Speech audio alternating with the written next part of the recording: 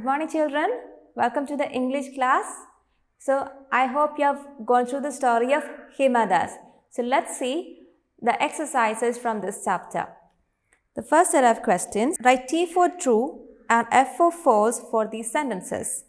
So, if you haven't gone through the story, please go through the story once again and come to these exercises.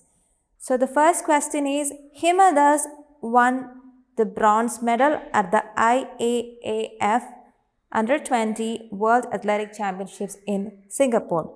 Is that true or false? It is false. Why? Hima Das won the gold medal at the IAAF Under-20 World Athletic Championships in not Singapore, in Finland. So, the sentence given here is false. We have to write F there. Now, the next question is, Hima is the eldest of 4 siblings. So, it is given in the textbook that Hima Das, born to Ranjit and Jonali Das, is the eldest of 4 siblings. So, yes, the sentence given here is true. So, you can write T there to indicate true. The third question is, Shamsul Haq encouraged her to play on a national level. In the story, it is mentioned that in 2012, a physical education trainer, Shamsul Haq, noticed her talent and encouraged her to enter the field of athletics on a national level. So, yes, the sentence given here is true. So, let's write T there. Now, the next question. Hima is lovingly called the Guwahati Express. And in the story, it's there. Hima is lovingly nicknamed the Ding Express by her fans in Assam. So, is the sentence given here true? No, it is false. So, let's write F there. Now, the last question. Monjai in Assamese means I am happy. Let's look into the story once again. When not on the tracks, Hima is just another teenager who wears sunglasses, jeans and loves to use her favorite saying, Monjai, which in Assamese means I feel like. So, is the sentence given here true or false? It is false. Monjai in Assamese means I feel like and not I'm happy. So, let's write F here. Sentence here is false. So, let's write F there. Now, the next set of questions. Answer these questions. When and where did Hima Das create history for India? So, we know in the story it is given on 13 July 2018, Hima Das, an 18-year-old sprinter from Assam, created history for India by winning a gold at the IAAF World Under-20 Athletic Championships in Finland. So, how did she create history and when and where did she create history? Hima Das created history for India by winning a gold at the IAAF or the International Association of Athletics Federation Under-20 Athletic Championships in Finland. Again, Hima Das created history for India by winning a gold at the IAAF World Under-20 Athletic Championships in Finland. Now, the next question. What would Hima Das do when the boys wouldn't let her play football? So, in the story, it is said, she studied in Dig Public High School and was fond of playing football. However, the boys would never include her in the game. Hima would wait near the field and when the ball came in her direction, she would kick it hard and run away with the boys chasing her for interrupting their game. So, from these sentences, let's write the answer for this question. How would you answer it?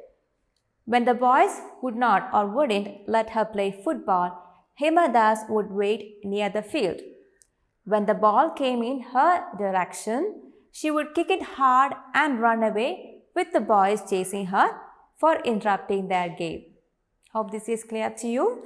Now, let's move on to the third question. Who trained Hima Das in the Senior India camp? So, in page number 16, you can read, in November 2017, Hima was selected to train in the senior India camp under the Russian Olympic bronze medal winner Galina Bukarina. So how do you answer this question given here? Who trained Hima Das in the senior India camp? The Russian Olympic bronze medal winner Galina Bukarina trained Hima Das in the senior India camp. Now the fourth question. What advice did Hima's father give her? So in page number 16, you can read, her father's advice to her has been to not let fame come between her hard work and her performance. So how do you answer this question then? Hima's father gave her the advice that she should not let fame come between her hard work and her performance. Children, you have to learn to write according to the question. What advice did Hima's father give her? Did give her. So how do you write this? Hima's father gave. Did give becomes gave her the advice that she should not let fame come between her hard work and her performance. Now the next question. What does Hima's current coach acknowledge? So in page number 16, you can read, Galina, her current coach, acknowledges that Hima's story will inspire many young Indians to come up and fill in the gap of young athletes who will make the country proud. So how do you answer this question? What does Hima's current coach acknowledge? Does Hima's current coach acknowledge? Does acknowledge is the verb here. So we have to use the verb acknowledges. Does acknowledge becomes changed to acknowledges. So let's answer this question here. Hima's current coach Galina acknowledges that Hima's story will inspire many young Indians to come up, do well in sports and make the country proud. Clear? Now, let's look at the next set of questions. Vocabulary. Match the terms given in column A with their meanings in column B. So you can see some words related to sports here and some words are given here and the meanings are given in column B here. You have to match column A with column B with respective meanings. So let's see what is the meaning of each of these words. The first one, baton. What does that mean? Have you seen relays? Have you seen this stick here? So this stick that a runner in a relay race gives to the next runner. That stick here is called baton. Crossbar. What do you mean by crossbar? You see this high jumper here and here is a pole vaulter. One who does high jump is a high jumper. One who does pole vault is a pole vaulter. You see this bar here. So this bar here is called a crossbar. The bar which a high jumper and a pole vaulter must cross over and clear. It should not fall down if their body touches it. That bar here is called the crossbar. Hurdle. You see an obstruction here, a block. These runners have to jump over it. It should not fall down. They have to clear this obstacle. So that obstacle in a race which runners must clear while running. That's called a hurdle. These are hurdles. Now, pole vault. Pole vault is a field event where an athlete uses a long flexible pole like this one here to jump over a crossbar. So this athlete uses a long flexible pole here to jump over this crossbar here. So that sport event, it's a field event, it's called pole vault. So this javelin throw is a sporting event where a spear-like long stick is thrown at a distance and it is a field event. Now let's match column A and column B. We have seen the meaning of each of these words. So the first one, baton, it's a stick that a runner in a relay race gives to the next runner. And crossbar, crossbar is the bar which a high jumper and a pole vaulter must cross over and clear.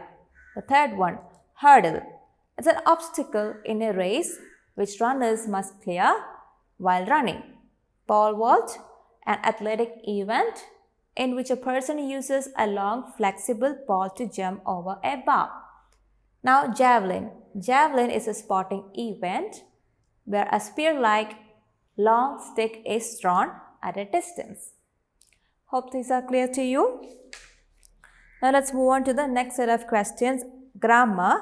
Before doing this exercise, let's revise some grammar lessons we have learned earlier.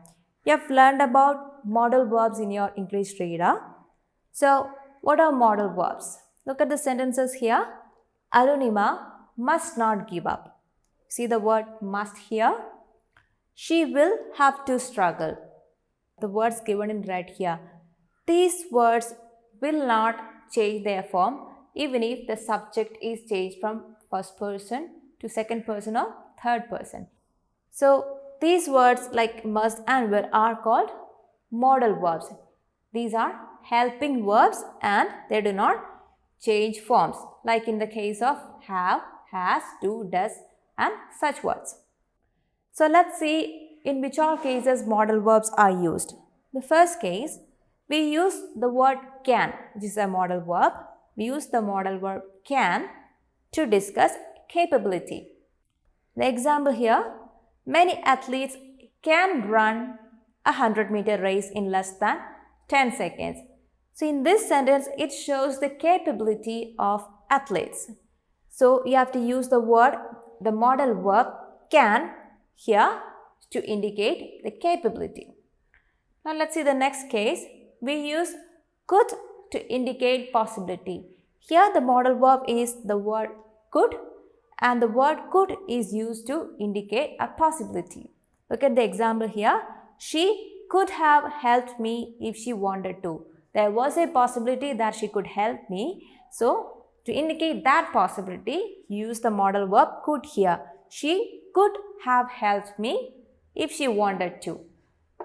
Now, let's see the next case. We use may to either ask a question or to talk about things that could be true. So, may I go? May I leave? So, you use may to ask a question or when you talk about things that could be true. My cat may be hungry. She may have the pen. He may have gone. So, that is something that could be true. So, in that case, you use the word or the modal verb may. Now, we use might to indicate possibility or chance. So, might is another word that we use or another modal verb that we use to indicate a possibility. He might help you with your science project. There is a possibility that he will help you. So, you say he might help you with your science project. We use must for things that we need to do. To indicate things that we should definitely do, we use the modal verb must. I must revise my lessons. I must learn for the exams. I must go to the school. Now, the next case. We use will when we indicate that we are going to do something. I will go shopping today. Something is going to happen. So, to indicate such cases, you use the modal verb will. I will go shopping today. I will go to the park today. We use would for something that was possible in the right conditions.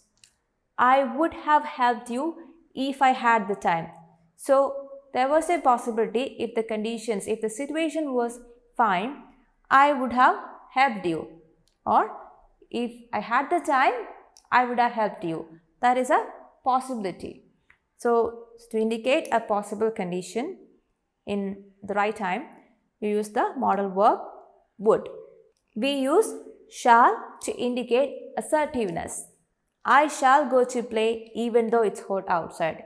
I know it's hot outside, still I'll go outside and play. So, to indicate that assertiveness, you use the modal verb I shall go to play even though it's hot outside. Now, we use should when we want to indicate what is appropriate. She should say sorry for coming late, shouldn't she? So, when you talk about an action which is appropriate, like when you are late, you should say sorry, right? So, to indicate an appropriate action, you use the modal verb should. She should say sorry for coming late, shouldn't she? He should come to the office on time. You should finish the exam in time. Now, we use will when we indicate that we are going to do something. I will go shopping today. This is another case of will to indicate something that we are going to do. I will go shopping today. The modal verb here is will. Now, let's come back to the exercises. In page number 18, we can see these questions under the heading grammar. Tick the options that suit the given situations. Making a request. So, when you make a request, which is the modal verb that you usually use may.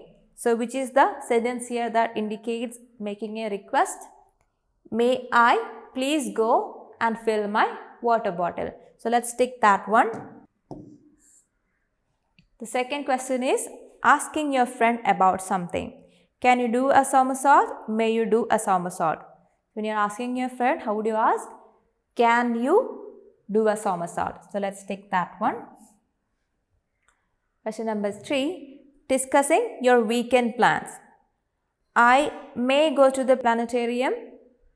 I will go to the planetarium. There are two sentences here. Which do you think will indicate discussing your weekend plans? Let's take the correct option. I may go to the planetarium. You are planning. It's not fixed that you are planning. It may happen. So, I may go to the planetarium. Now, question number 4. A father advising his son. You should never give up and continue to work hard. Or, you could never give up and continue to work hard. Which one do you think is an advice? You should never give up and continue to work hard. So, the father is advising his son. So, let's take the correct option. The first one, you should never give up and continue to work hard. Grandmother is talking about her childhood. There are two options given here. We had an orchard and would climb trees. We had an orchard and should climb trees. So, we had an orchard and we used to climb the trees there. So, instead of the word used to, you can use the modal verb would. So, grandmother talking about her childhood.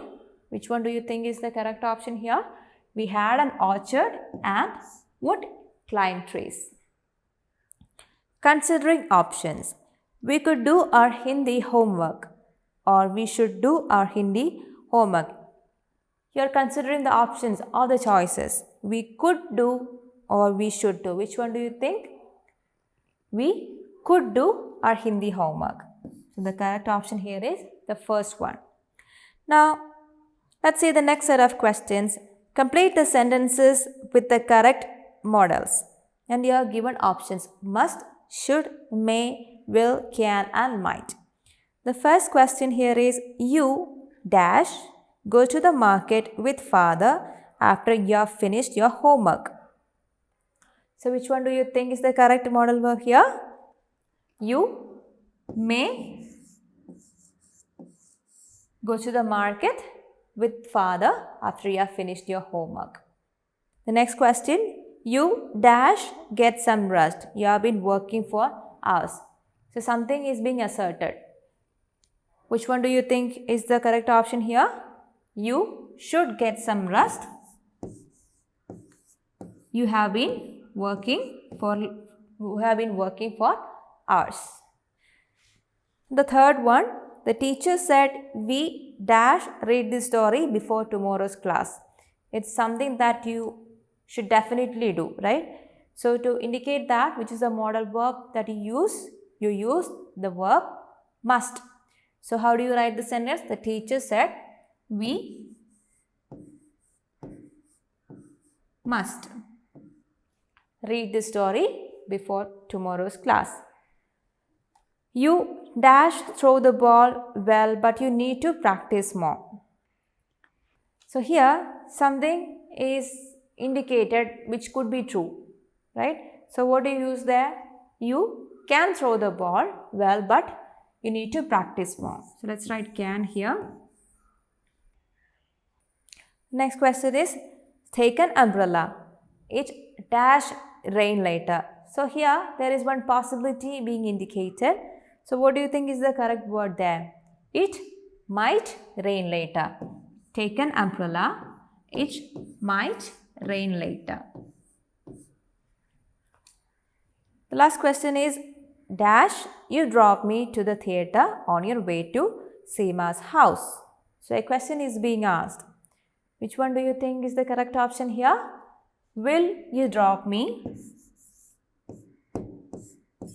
to the theatre on your way to Seema's house? Hope these are clear to you.